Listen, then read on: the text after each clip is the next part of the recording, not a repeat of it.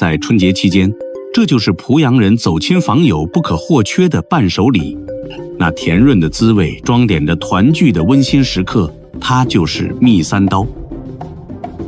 其名既来自糖油交融的甜蜜口感，也源于表面那两浅一深的独特刀法。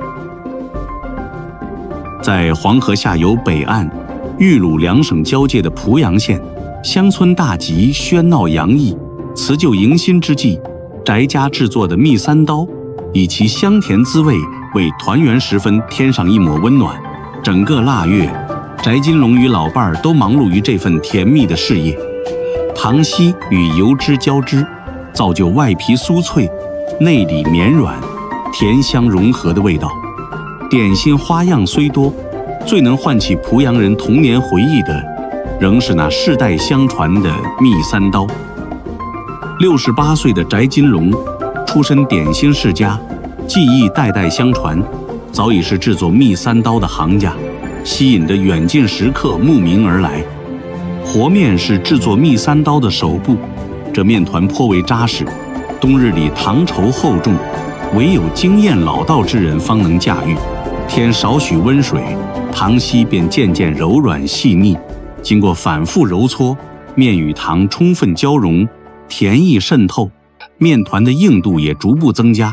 翟金龙手艺不减，功力犹存，形好的面团迎来塑形时刻，手工赶制才能随时掌控面的厚薄与软硬。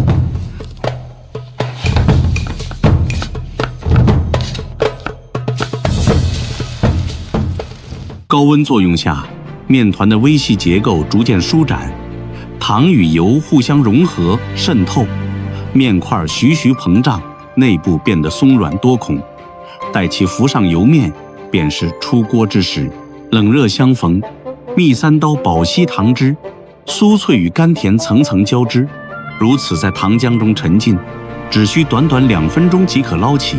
那叠叠酥皮与满口流蜜的香甜，深深俘获了孩子们的心。春节期间，蜜三刀是濮阳人走亲访友的必备年礼。从农历11月直至大年30，老两口每天都忙碌不休，辛苦固然有，但也收获了生活的甜蜜与满足。